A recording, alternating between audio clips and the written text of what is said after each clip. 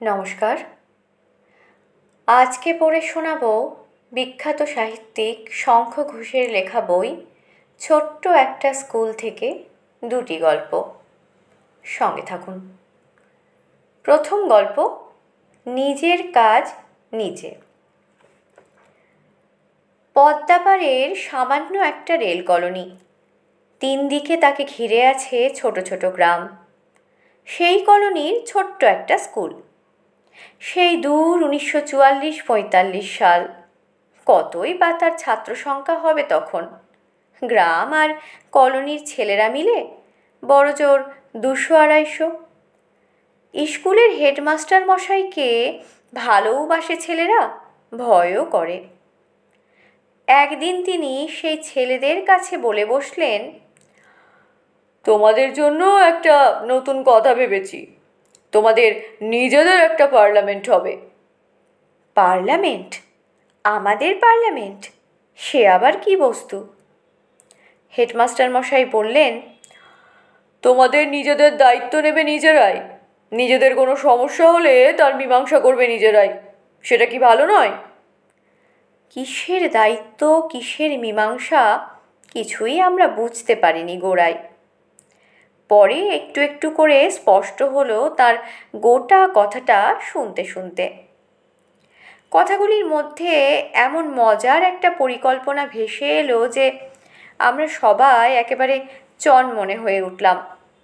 মাস্টারমশাই বললেন, প্রত্যেক ক্লাসে নানা রকম কাজের পরিচালনার জন্য কয়েকটা বিভাগের ছক করা হবে। যেমন ধরো, ক্লাসের সৌজন্য, ক্লাসের শৃঙ্খলা ঠিকঠাক রাখবার দায়িত্ব থাকবে একটা বিভাগের। তার নাম হবে ম্যানার্স অ্যান্ড ডিসিপ্লিন সেকশন। 7 জন সদস্য থাকবে সেই সেকশনে। ক্লাসই ঠিক করে নেবে কারা সেই সদস্য। সদস্যরা ঠিক করে নেবে তাদের মধ্যে কে হবে প্রধান, আর সেই হবে সে বিভাগের মন্ত্রী। মন্ত্রী? একেবারে মন্ত্রী? হ্যাঁ, মন্ত্রী। বিভাগ থাকবে এরকম 9টা, আর প্রত্যেক বিভাগের সদস্য থাকবে 7 জন।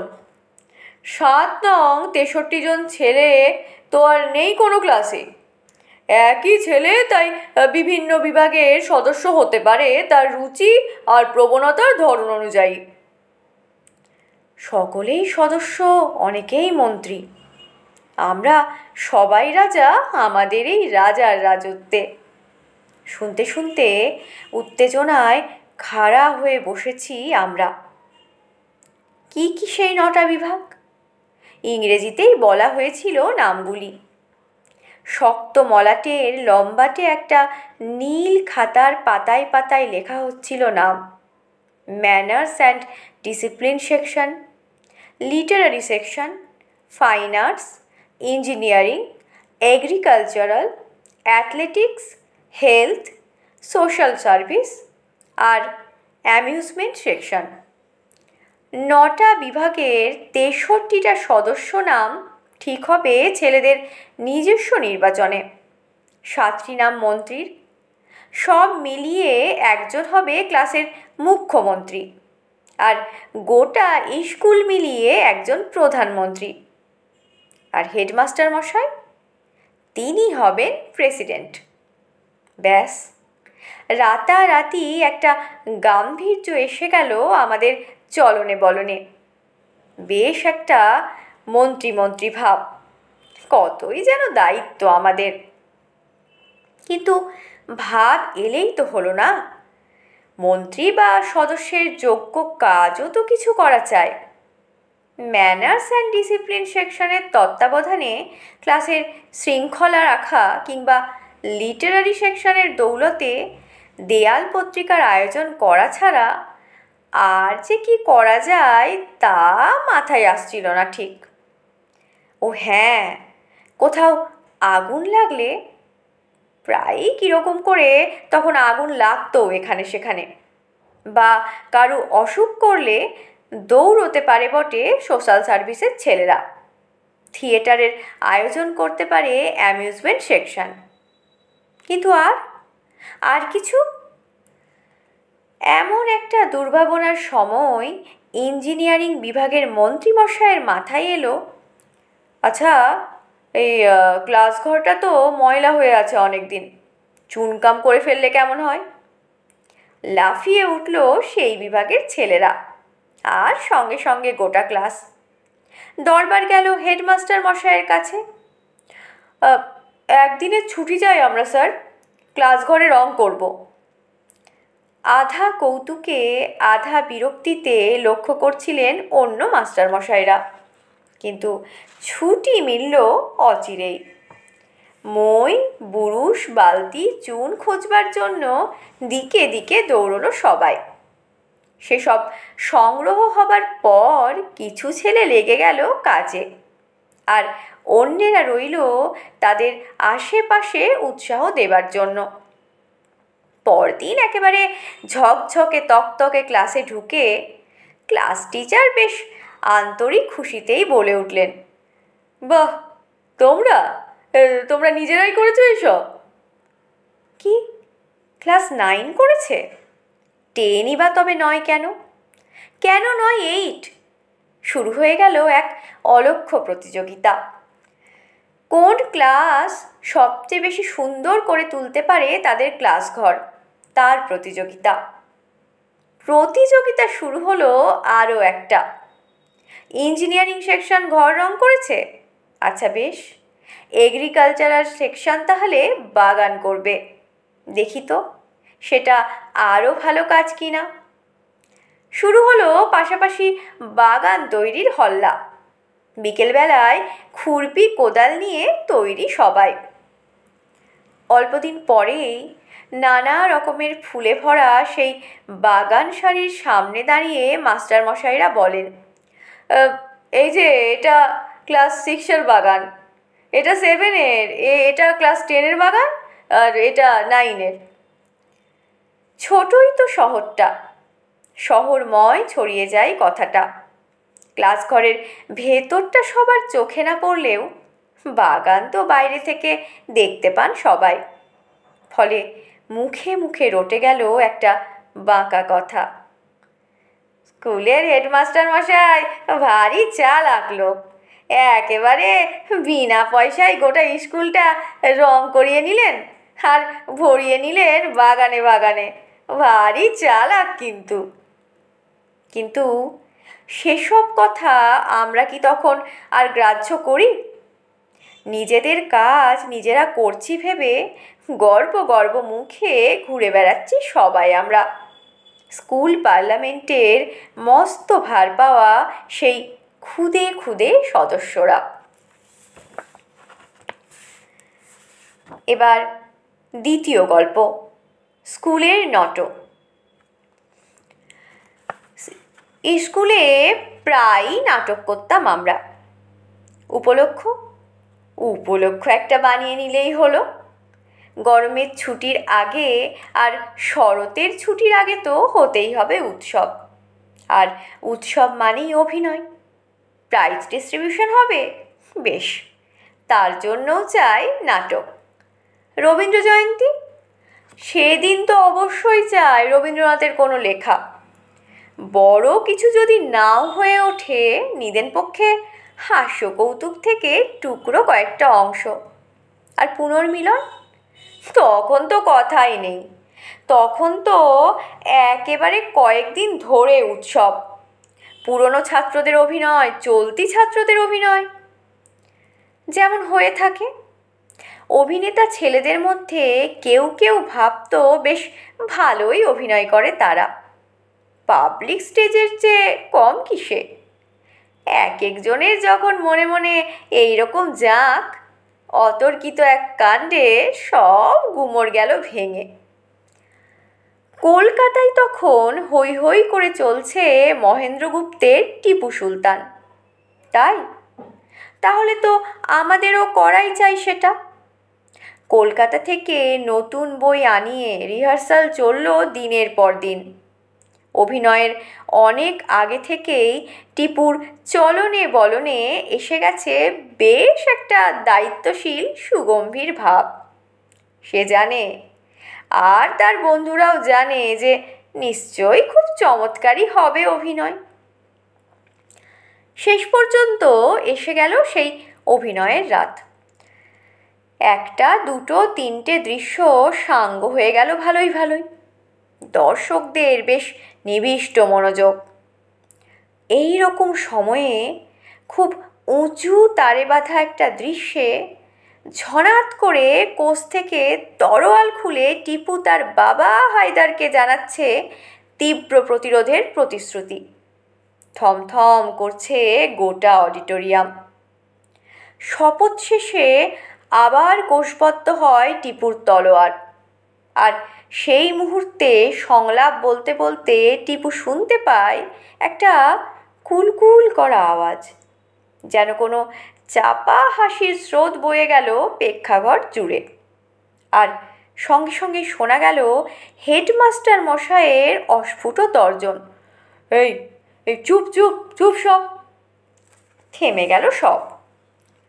থেমে তো গেল, কিন্তু ঘটনাটা আসলে কি হলো?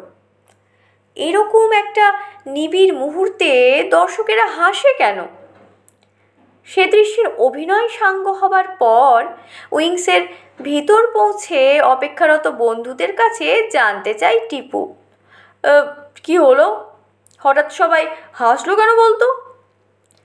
কোনো উত্তর না দিয়ে একজন শুধু আঙুল তুলে দেখালো তার কোমরের দিকে। তাকিয়ে দেখে টিপু, কোমরে ঝুলছে যেন একই সঙ্গে দুখানা তলোয়ার। কোষে ঢোকাচ্ছে ভেবে সে শুধু কোমরবন্ধেই ঢুকিয়ে দিয়েছে সেটা। চুপসে গেল সব বীরত্বের আস্ফালন। এই রকম সব কাণ্ড কারখানা নিয়ে বছর জুড়ে কেবলই যদি অভিনয় চলতে থাকে, পড়াশোনা হবে কখন? বাবা কাকারা কখনো কখনো ভাবনায় পড়ে যান। ভাবনায় পড়েন মাস্টার মশাইরাও। হেডমাস্টার মশাইয়ের কাছে নালিশ জানান তারা, এর তো একটা বিহিত করা দরকার, পড়াশোনা যে চুলোই গেল। ছেলেরা অবশ্য ভয় পায় না এ নালিশে, কেননা তারা ভালোই জানে যে হেডমাস্টার মশাই তাদেরই দলে। পাশ দিয়ে তিনি হেঁটে গেলেও বেশ ভয় হয়। চোখে চোখ তুলে কথা বলতেও সাহস হয় না সব সময়ে। কিন্তু তারা জানে যে হেডমাস্টার মশাই অন্যদের কাছে নিশ্চয়ই বলবেন, পড়াশুনোর কোনো ক্ষতি হয় না এতে, জানেন না? A nation is known by its stage. আর তাছাড়া নাটক তো একটা শিক্ষাও বটে। কেন বলতেন শিক্ষা, সেটা অবশ্য ছেলেরা বুঝতে পারতো না ভালো। এটুকুই শুধু দেখতো তারা, স্কুলে কি অভিনয় হবে সেটা অনেক সময়ে নির্বাচন করে দিতেন হেডমাস্টার মশাই নিজেই। কে কোন ভূমিকায় থাকবে ঠিক করে দিতেন সেটাও। রিহার্সাল এসে বসতেন প্রায়ই। দেখিয়ে দিতেন কথা বলার হাঁটা চলার ধরন, চোখ মুখের মুদ্রা। আর রবীন্দ্রনাথের নাটক হলে তো একেবারে সবটাই দেখাতেন তিনি। তারপর একদিন কেন যে তিনি নাটককে ভাবতেন শিক্ষা, তার কিছুটা বোঝা গেল যখন দ্য ডিসকভারি নামের এক ইংরাজি একাঙ্কিকার অভিনয় করালেন তিনি ক্লাস 9-10 ছেলেদের দিয়ে। হারমান উল্ডের লেখা ওই একাঙ্কিকা তখন আমাদের পড়তে হতো ইংরেজি শিখবার জন্য প্রবেশিকার পাঠ্যক্রমে। হেডমাস্টার মশাই নিজেই পড়াতেন সেটা। আর সেটা পড়াতে গিয়েই তিনি ঠিক করলেন একবার প্রাইজ ডিস্ট্রিবিউশনের অনুষ্ঠানে অভ্যাগতদের সামনে ওই রচনাটি অভিনয় করে দেখাবে ছেলেরা। শুরু হয়ে গেল নেশায় মাতা রিহার্সাল। যারা অভিনয় করে তারা ছাড়াও অনেকে বসে দেখে সেই রিহার্সাল প্রায় মুখস্থই করে নিল। Within the next half an hour, he will go to the buffet as sure as God's alive. Diego গার্থিয়ার এই প্রথম সংলাপ থেকে শুরু করে কলম্বাসের শেষ উচ্চারণ give the order to heave to পর্যন্ত নাটকটি আদ্যন্ত কণ্ঠস্থ হয়ে যায় অনেকেরই। আর জানা হয়ে যায় যে স্পেনীয় উচ্চারণে সি বা জেড নাকি থ। গার্সিয়া আসলে গার্থিয়া। সূচনায় থাকলে যে যেমন হ। কলম্বাসের আমেরিকা পৌঁছাবার মুহূর্ত নিয়ে লেখা ওই নাটকের অভিনয় শিখতে শিখতে আমাদের জানা হয়ে যায় ভিন্ন দেশের পুরনো শতাব্দীর চালচলন, পোশাক আশাক। আর ছোট্ট একটা 4 লাইনের গান শিখবার জন্য খোঁজ করতে হয় কোনো বিদেশ বিশেষজ্ঞের।